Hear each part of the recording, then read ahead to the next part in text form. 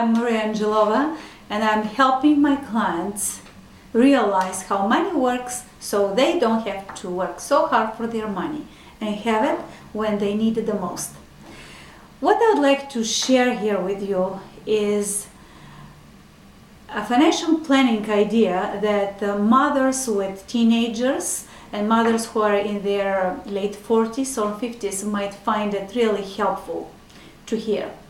When I'm going with my private clients through the financial fitness program that I have, I go through their priorities. So the first step, we set their goals, we know what their goals are, and the second thing that I believe should be done in financial planning is to know your priorities. What happens to mothers, especially mothers? I am very passionate about mothers and kids. I really believe that kids deserve to be to be our center of attention when they're in their childhood. But at the same time, I believe that there is another piece that we should keep in mind.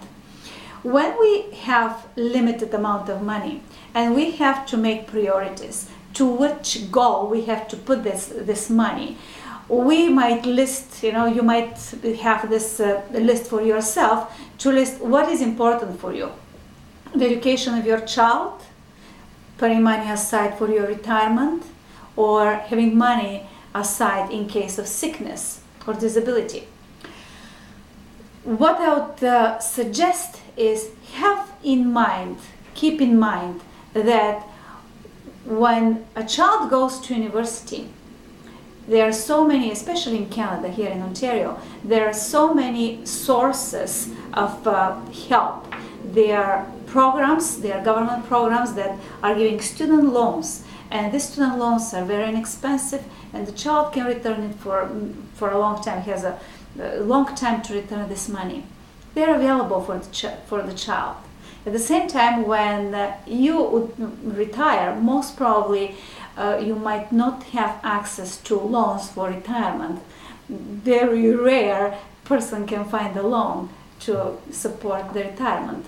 Of course, there is some ways of supporting. If you have a property or you'd like to go to the reverse mortgage, all this might work for you. But I would suggest, if your your funds are not sufficient to put enough for 3 of these areas of risks, for your kids' education, for your retirement, and for the case of sickness, I would suggest that you put priority on yourself. The way in the airplanes they say to the mothers, first put your masks to yourself and then help your child.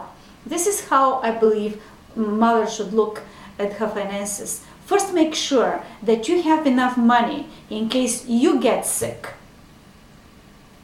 or you go to retirement and you have no funds for yourself. How do you think how you gonna feel if your child had to support you? Would you like that to happen to you? So the order of priority I'll put as putting first money for yourself in case of sickness. You might think of, in case of sickness of your child, also to think. Second is money to put towards your retirement, or at the time when you might not be able to work. And the last priority I'll put on the child education. Children might be the center of our universe, but in this situation, I would really suggest that you believe that the child can find money to support themselves through education. And with this advice, I'll leave you, and I'll be happy to help you with managing your finances and being financially independent. I'm Angelova.